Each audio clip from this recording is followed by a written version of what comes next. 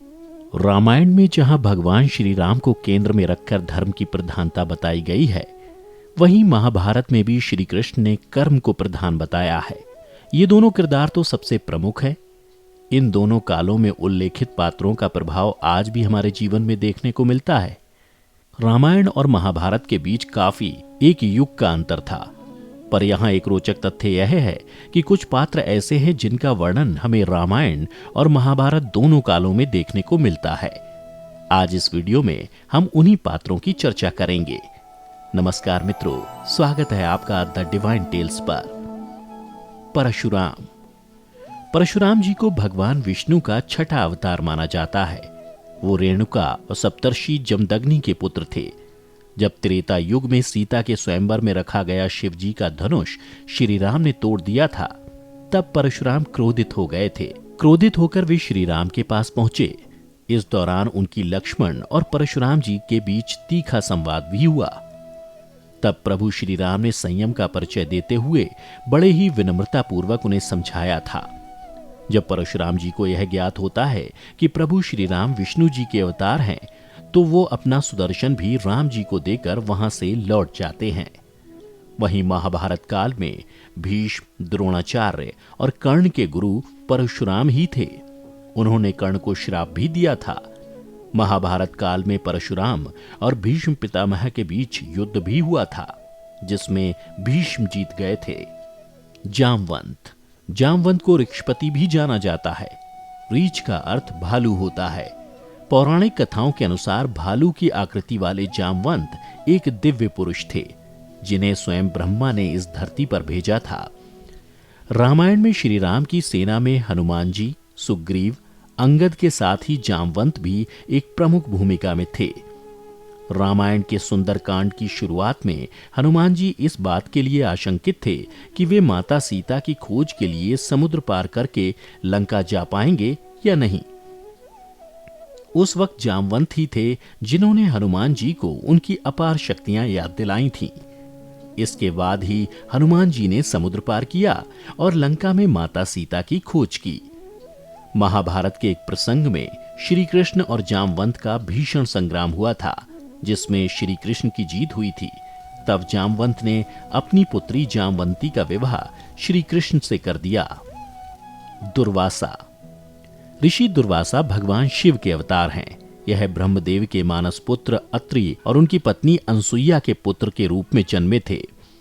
अत्रि और उनकी पत्नी अनसुईया ने भगवान ब्रह्मा, विष्णु और शिव तीनों की कठोर तपस्या की। इनकी तपस्या से प्रसन्न होकर तीनों देव प्रकट हुए और उनसे मनचाहा वरदान मांगने को कहा। अत्रि और अनसुईया ने वरदान में तीनों देवों को अपने पुत्रों के रूप में जन्म लेने की इच्छा व्यक्त की। इसी वरदान के फलस्वरूप भगवान ब्रह्मा के अंश से चंद्रमा, विष्णु के अंश से दत्तात्रेय और शिव के अंश से दुर्वासा उत्पन्न हुए। ऋषि दुर्वासा भगवान शिव के रुद्र रूप से उत्पन्न हुए थे, इसलिए वे अधिक क्रोधी स्वभाव के थे। रामायण में महर्षि दुर्वासा के बारे में बताया गया है कि महर्षि दुर्वासा राजा दशरथ के भविष्यवक्ता थे। इन्होंने रघुवंश के लिए बहुत भविष्यवाणियां भी की थीं। प्रभु श्री राम द्वारा अपने स्नेही अनुज लक्ष्मण को प्राणदंड देने के पीछे भी दुर्वासा ऋषि का क्रोध ही था। वहीं महाभारत में भी ऐसी बहुत सी कथाओं में इनका वर्णन मिलता है, जहां ऋषि दुर्वासा से लोगों ने वरदान मांगे। उन्होंने प्रसन्न होकर ऐसा किया भी। कुंती और दुर्वासा से जुड़ी भी एक कहानी है, जिसके अनुसार एक बार कुंती के यहाँ ऋषि दुर्वासा पधारे और कुंती ने उनकी खूब सेवा की। कुंती के इस सेवा भाव से ऋषि दुर्वासा बहुत खुश हुए और कुंती को आशीर्वाद के रूप में एक मंत्र दिया। उस मंत्र में यह शक्ति थी कि कुंती उस मंत्र को पढ़कर जिस देवता का ध्यान करेंगी, उन्हें उस देवता के समान ही पुत्र की प्राप्ति होगी। इस तरह कुंती ने सबसे पहले सूर्यदेव की स्तुति की, जिससे उन्हें महारथी और महाप्रतापी कर्ण संतान के रूप में प्राप्त हुए। हालांकि लोकलाज के भय से उन्होंने उसे नदी में प्रवाहित कर दिया था, जिसका लालन पालन धृतराष्ट्र के सारथी अधिरथ और उनकी पत्नी राधा ने किया था। मयासुर। रामायण के उत्तरकांड के अनुसार मयासुर रावण का ससुर था। मैं दानव हर तरह की रचना करना जानता था। मैं विषयों का परम गुरु था, इसकी 2 पत्नियां हेमा और रंभा थीं, जिनसे 5 पुत्र तथा 3 कन्याएं हुईं। रावण की पत्नी मंदोदरी की मां हेमा एक अप्सरा थी और उसके पिता एक असुर। अप्सरा की पुत्री होने की वजह से मंदोदरी बेहद खूबसूरत थी, साथ ही वह आधी दानव भी थी। मयासुर एक खगोलविद भी था। माना जाता है कि सूर्य सिद्धांतम की रचना मयासुर ने ही की थी। खगोलीय ज्योतिष से जुड़ी भविष्यवाणी करने के लिए ये सिद्धांत बहुत सहायक सिद्ध होता है। मय दानव के पास एक शक्तिशाली और दिव्य विमान रथ था। इस विमान का उपयोग उसने देव दानवों के युद्ध में किया था। महाभारत में उल्लेख है कि मय दानव ने ही पांडवों के लिए इंद्रप्रस्थ नामक भव्य नगर का निर्माण किया था। यह भी कहा जाता है कि मयासुर ने द्वारिका के निर्माण में भी विश्वकर्मा की सहायता की थी। माना तो यह भी जाता है कि उत्तर प्रदेश का मेरठ शहर भी मय दानव ने बनाया और बसाया था। हनुमान जी। मित्रों, हनुमान जी को भगवान शिव का 11वां रुद्र अवतार कहा जाता है। इनको और भी कई नामों से जाना जाता है, जैसे बजरंगबली, मारुति, पवनपुत्र, संकटमोचन, केसरी नंदन आदि। मित्रों, रामायण के समय तो हनुमान जी का उल्लेख कई जगह मिलता है।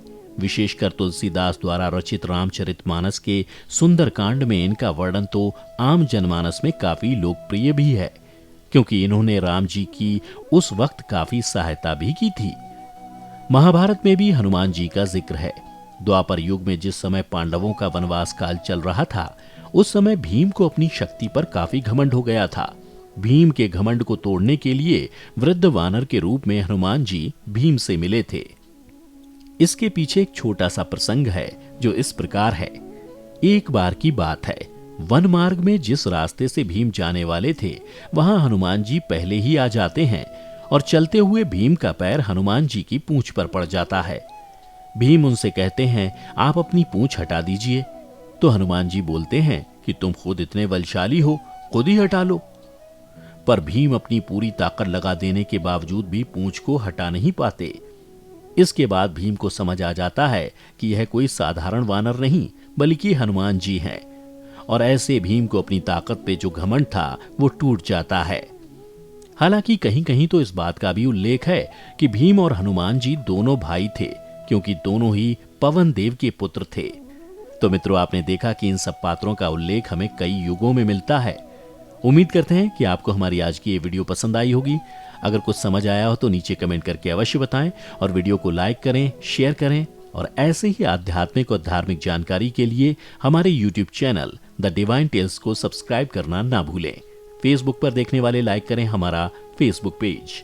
फिलहाल आज के लिए इतना ही। इजाजत दें। आपका बहुत बहुत शुक्रिया।